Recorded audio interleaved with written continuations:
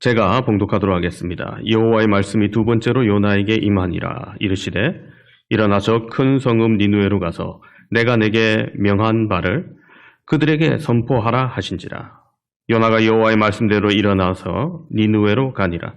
니느웨는 사흘 동안 걸을 만큼 하나님 앞에 큰 성읍이더라. 요나가 그 성읍에 들어가서 하루 동안 다니며 외쳐 이르되 40일이 지나면 니느웨가 무너지리라 하였더니 니느웨 사람들이 하나님을 믿고 금식을 선포하고 높고 낮은 자를 막론하고 굵은 베옷을 입은지라. 그 일이 니느웨 왕에게 들림에 왕이 보좌에서 일어나 왕복을 벗고 굵은 베옷을 입고 제위에 앉으니라. 왕과 그의 대신들이 조서를 내려 니느웨에 선포하여 이르되 사람이나 짐승이나 소떼나 양떼나 아무것도 입에 대지 말지니 곧 먹지도 말 것이요 물도 마시지 말 것이며 사람이든지 짐승이든지 다 굵은 베옷을 입을 것이요 힘써 하나님께 부르짖을 것이며 각기 악한 길과 손으로 행한 광포에서 떠날 것이라. 하나님이 뜻을 돌이키시고 그 진노를 그치사 우리가 멸망하지 않게 하시리라. 그렇지 않은 줄을 누가 알겠느냐 한지라. 하나님이 그들이 행한 것 곧 그 악한 길에서 돌이켜 떠난 것을 보시고 하나님이 뜻을 돌이키자 그들에게 내리리라고 말씀하신 재앙을 내리지 아니하시니라. 아멘.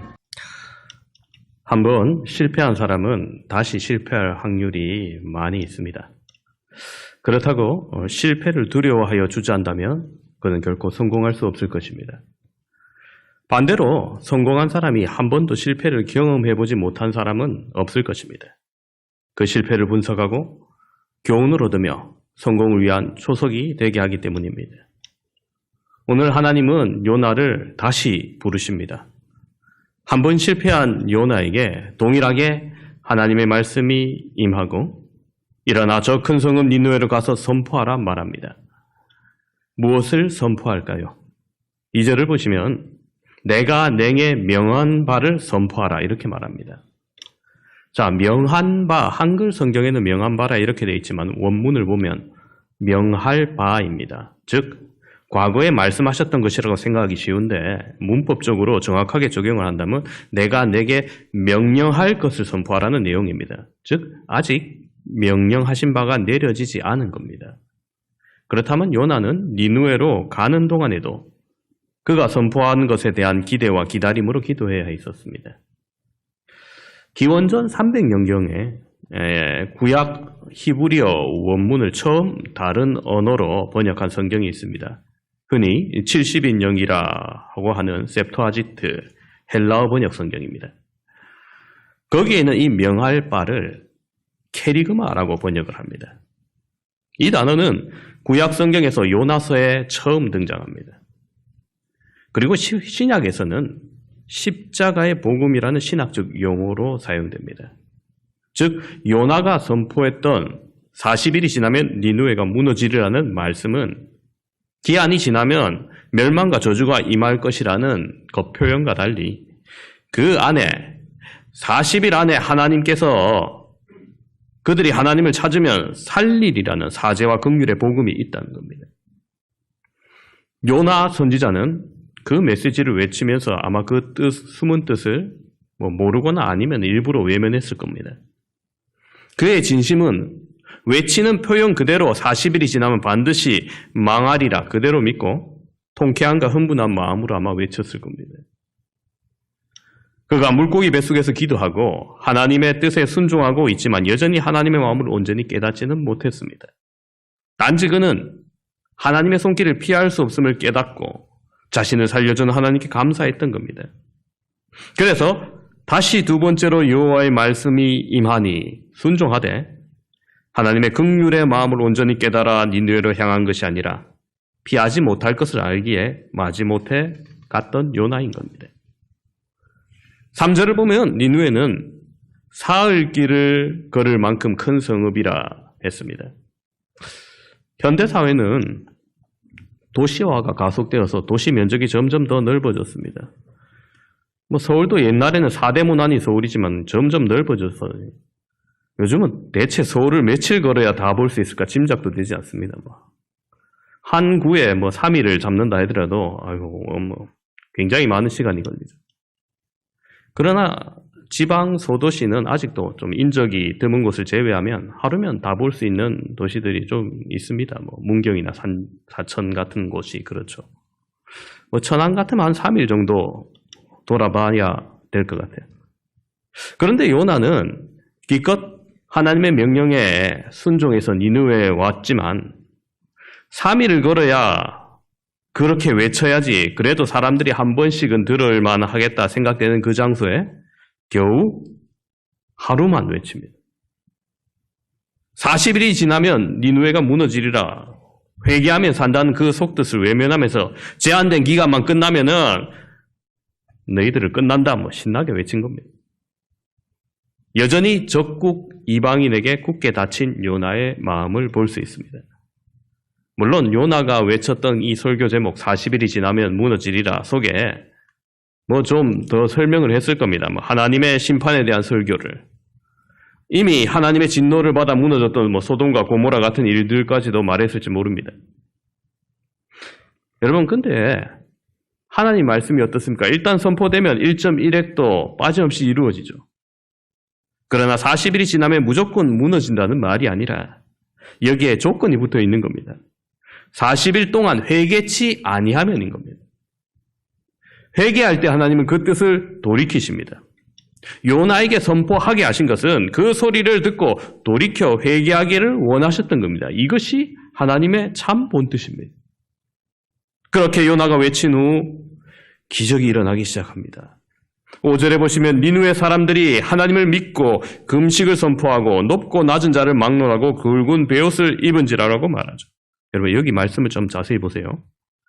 문맥적으로 순서를 살펴보면 그들이 먼저 하나님을 믿었습니다. 그리고 금식을 선포합니다. 금식에 앞서 믿음이 있었던 거죠. 그들은 40일의 용서기간이 가능함을 알고 하나님을 믿습니다. 그리고 진심으로 마음을 다해 하나님을 향합니다. 그러기에 금식을 선포했던 것입니다. 여기서 금식이 단순히 먹을 것을 안 먹었기 때문에 용서받은 것이 아니라 믿음의 반응이 회개의 증표인 것입니다. 더욱 놀라운 일이 일어납니다. 6절을 보시면은 그 일이 니느웨 왕에게 들리매 왕이 보좌에서 일어나 왕복을 벗고 굵은 베옷을 입고 제 위에 앉으니라.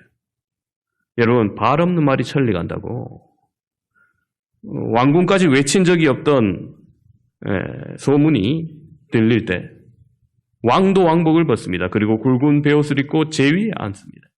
이것은 온전한 회개의 모습입니다. 특별히 왕은 일반 백성과 달리 제 위에 땅에 앉아있지 않고 제 위에 앉았습니다. 이것은 한없이 낮아짐을 의미합니다. 당시 대제국을 표방하던 아수르 왕이었습니다. 그는 한없이 교만했던 모습을 버리고 멸망의 메시지 앞에 겸손하게 하나님의 긍휼을 바라보았습니다. 회개한 겁니다. 게다가 자신만 회개한 데 그치지 아니합니다. 7절을 보시면 왕과 그의 대신들이 조서를 내려 니느웨에 선포하여 이르되 사람이나 짐승이나 소떼나 양떼나 아무것도 입에 대지 말지니 곧 먹지도 말 것이요 물도 마시지 말 것이며 그렇습니다. 그는 거국적인 회개 운동을 시킵니다. 조서를 내려 요나가 니느웨 곳곳에 다 선포하지 못했던 복음을 행정적으로 다 알립니다. 회개하도록 금식하는데 물도 먹지 아니하는 철저한 금식을 하며 사람뿐만 아니라 짐승과 소떼, 양떼마저 동참시킵니다. 그리고 무엇보다도 그 행위를 돌이키라 합니다. 8절에 사람이든지 짐승이든지 다 굵은 베옷을 입을 것이요 힘써 하나님께 부르짖을 것이며 각기 악한 길과 손으로 행한 강포에서 떠날 것이라. 하나님께 부르짖으며 악한 길과 손으로 행한 강포를 떠나라고 합니다. 여기서 악한 길을 걸어온 일생의 과정과 행동과 습관 그 모든 것을 포함된 거죠. 즉 이러한 회개의 부르짖음은 전인격적인 놀라운 변화를 보여주는 겁니다. 여러분 어떻게 요나의 단 하루길 설교로 이런 현상이 나타났을까요? 설교 한 번으로 이렇게 확 변하면 저도 참 너무 좋을 것 같아요. 제가 강도사 때 휴가를 받아서 중고등부를 비우는데 이제 그날은 부장 집사님께 설교를 맡겼습니다. 뭐 신학을 전혀 해보지 않은 일반 집사님이 열심히 준비했겠죠. 설교를 처음 거의 해보니까 열심히 준비해서 그날 설교를 했습니다. 근데 이분이 참 설교를 하면 곧이곧대로 다 듣고 변할 줄 알았어요. 예배 태도에 대해서 설교를 했는데 다음 주 기대를 가지고 와보니까 애들 그대로거든요.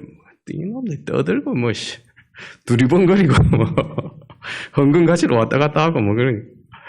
지난주에 설교했는데 왜 이러냐고요. 제가 오히려 그게 더 놀랐습니다. 이분은 한 번 설교하면 제대로 믿고 돌아올 줄 믿고 계시구나. 순수한 믿음이 있구나. 여러분 그렇습니다. 사람이 쉽게 변하지 않죠. 그런데 여러분 이런 놀라운 변화의 능력이 한두 사람이 아니라 니느웨 곳곳에 거국적으로 나타났던 겁니다. 여러분 이것은 하나님의 능력인 것입니다. 여러분 시인이 몇 푼 되지 않는 종이에 초본으로 명작을 남기면 여러분 그 종이는 엄청난 금액의 가치가 됩니다. 그것은 시인의 천재적인 능력입니다. 큰 부자가 흰 종이에 자기의 사인을 쓰고 금액을 쓰면 이건 수표로서 큰 금액의 돈이 됩니다. 그것은 부자가 가진 재산의 힘과 능력입니다. 화가가 빈 캔버스를 사서 거기에 훌륭한 그림을 남기면은 시대가 지나면 지날수록 오히려 더 비싸지는 명작이 됩니다. 그것은 예술이 가지는 힘입니다. 능력입니다. 마찬가지로 하나님께서도 값도 없고 죄투성인 우리 인간을 그리스도의 보혈로 정결케 하시고 거기에 성령을 부어주시니 우리가 거룩한 새 사람이 되고 천국의 백성이 됩니다. 이것이 하나님의 구원의 능력인 겁니다. 악한 길에서 돌이켜 회개하는 자에게 베푸시는 하나님의 능력인 겁니다. 10절에서는 말씀하십니다. 하나님이 그들이 행한 것, 곧 그 악한 길에서 돌이켜 떠난 것을 보시고 하나님이 뜻을 돌이키사 그들에게 내리리라고 말씀하신 재앙을 내리지 아니하는지라. 그렇습니다. 오늘 우리도 우리에게 임할 재앙이 있다면 우리가 악한 길에서 돌이켜 회개하기를 원합니다. 그리할 때 하나님께서 뜻을 돌이키신다는 겁니다. 그렇다면 우리가 돌이켜 회개하기 위해서 무엇이 필요할까요? 오늘 말씀의 핵심 메시지입니다. 첫 번째로 돌이켜 회개하기 위해서 희생의 씨앗이 필요합니다. 지난주 말씀에 요나는 하나님으로부터 니느웨 성에 가서 하나님의 말씀을 대언할 것을 명받았습니다. 그러나 요나는 조국의 원수인 니느웨 사람들을 위해서 자신을 희생하고 싶지 않았습니다. 그래서 다시스로 도망갔었죠. 그때 하나님이 어떻게 하셨습니까? 큰 풍랑을 불게 하셨고 끝내 요나를 물에 던지기 위해서 큰 물고기 뱃속에 들어가는 신세가 되게 하셨습니다. 그때 요나는 하나님께 기도하기 시작했고 하나님은 요나의 기도에 응답하셔서 그를 물속의 뱃속에서 구원하시고 또다시 니느웨로 갈 것을 명하셨습니다. 요나는 이 두 번째 명령에 어떻게 했습니까? 요나가 말씀대로 일어나 니느웨로 갔습니다. 성도 여러분, 요나가 어떤 생각을 가지든지 니느웨로 갔다는 것은 무엇을 의미합니까? 그가 자기 뜻을 접고 하나님의 명령에 순종했다는 겁니다. 우리가 하나님의 명령에 순종하려고 할 때 무엇이 동반되어야 합니까? 희생입니다. 희생은 하나님의 명령 앞에 자신의 뜻을 접는 것입니다. 성도 여러분, 희생할 때 하나님의 영광을 드러낼 수 있습니다. 요나가 자신의 의지를 꺾고 하나님의 명령에 순종하는 희생의 모습을 보여줄 때 니느웨 사람들이 하나님 앞에서 회개하기 시작했습니다. 왕이 굵은 베옷을 입었습니다. 눈물을 흘리며 자신들의 죄를 하나님께 고백하며 용서해 줄 것을 간구했습니다. 그렇습니다. 여러분, 회개의 역사가 나타나기 위해서는 희생의 씨앗이 필요합니다. 교회의 역사를 보더라도 회개의 운동이 일어나는 그 순간에는 한 사람의 먼저 된 희생이 있었지 않습니까? 한 사람의 희생이 개인과 가정과 그리고 사회의 변화를 가져오는 결단이 됩니다.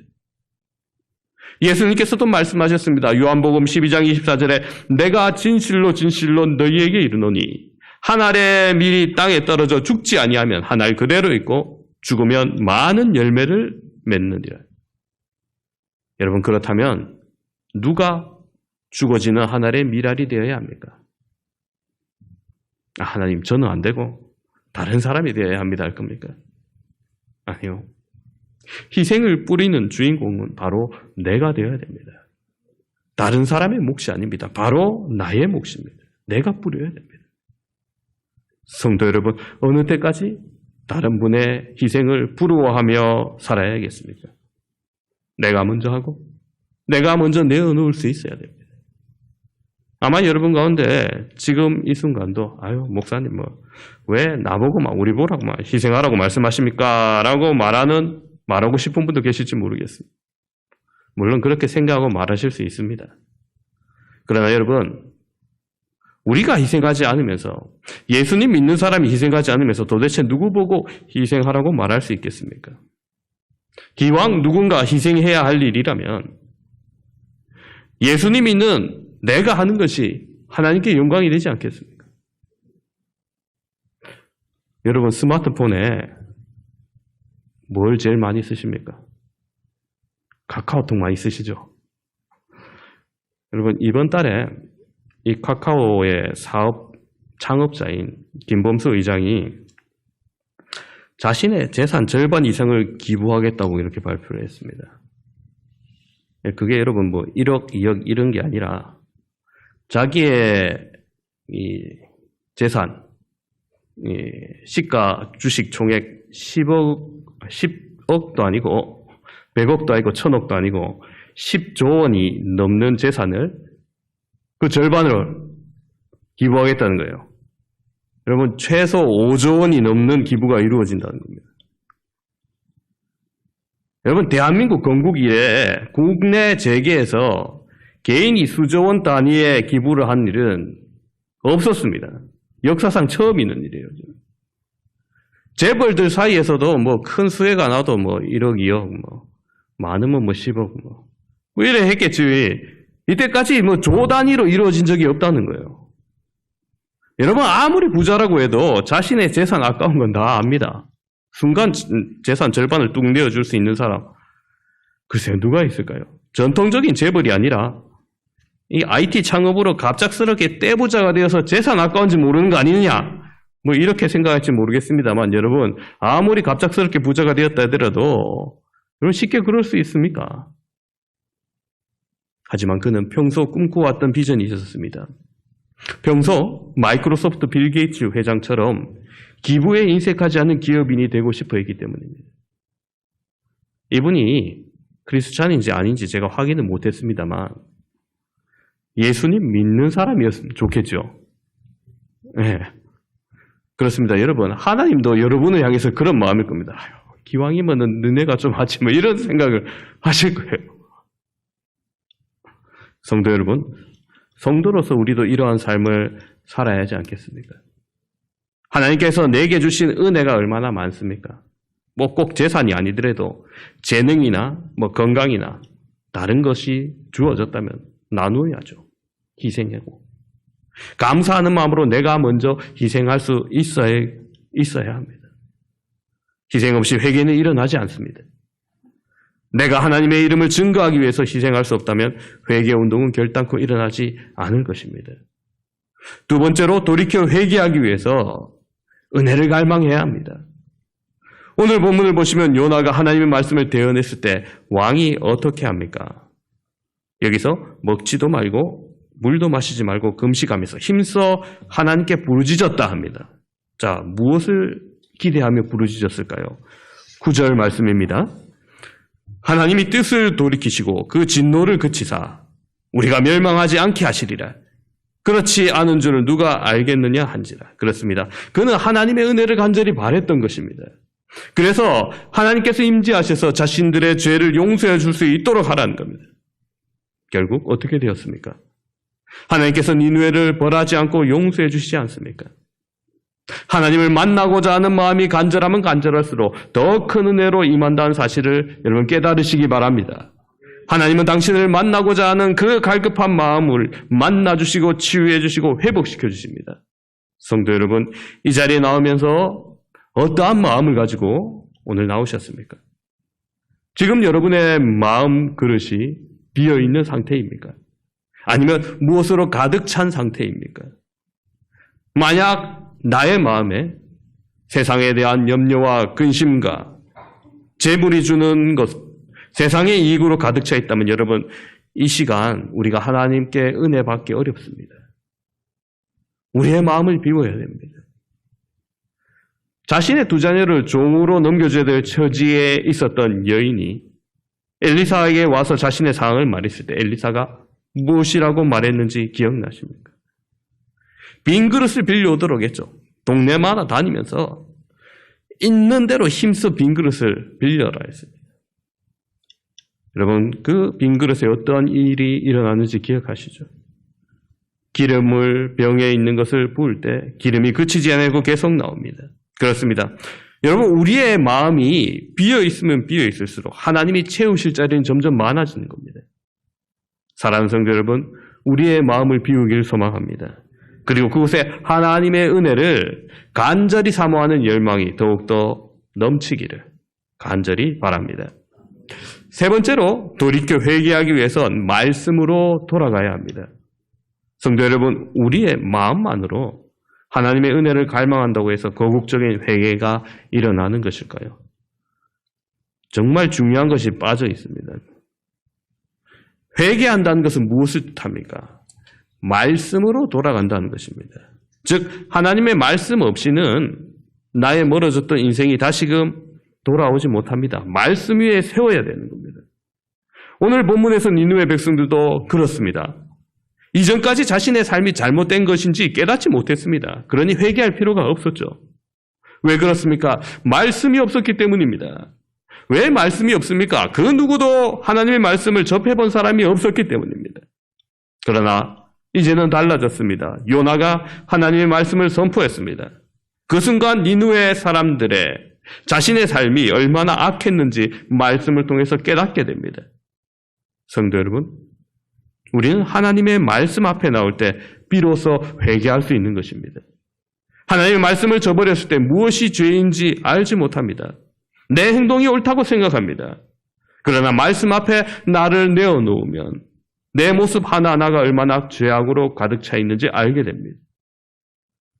심리학에서 자기의 죄를 정당하게 하기 위해서 인간의 완악한 방법이 잘 나타나 있는 것이 있습니다. 바로 자기 정당화입니다. 자기 정당화는 결국 자기 기억을 가지고 있는 자신의 죄에 대해서 이걸 의식적으로 덮어버리고 이겨버립니다. 즉 자신의 죄를 가리기 위해서 스스로의 기억마저도 조작한다는 거예요.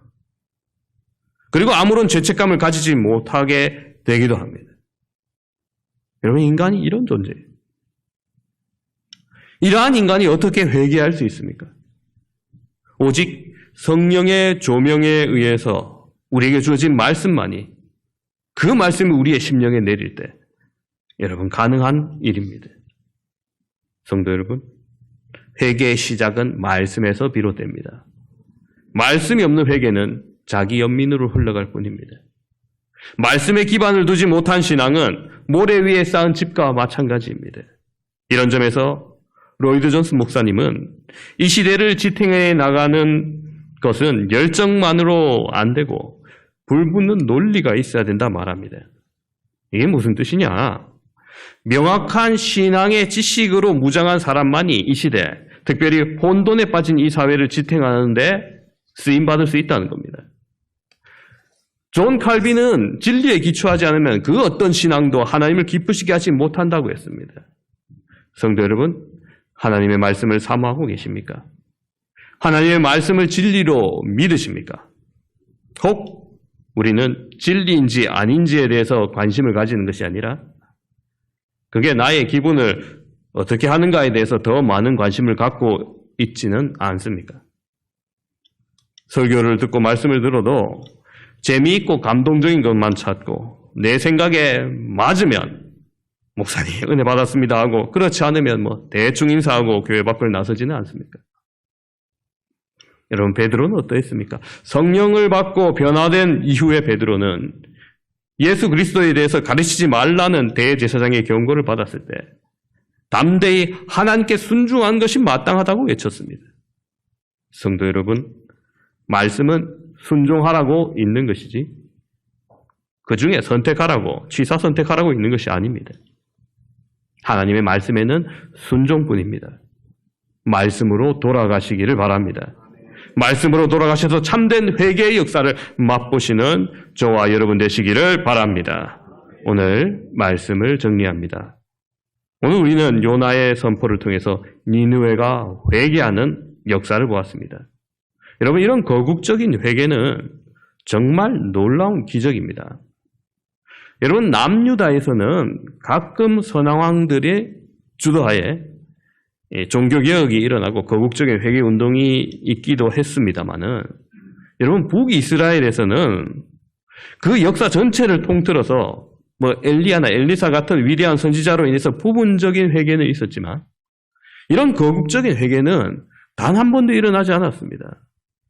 그토록 하나님께서 수많은 선지자를 보내고 순교의 피를 흘리고 안타까워하셨는데도 불구하고 북이스라엘에 이런 적이 한 번도 없는데, 그런데 이방 땅 니느웨는 요나의 단 하루의 외침으로 인해서 이런 일이 일어난 겁니다. 그만큼 놀라운 회개의 역사인 겁니다.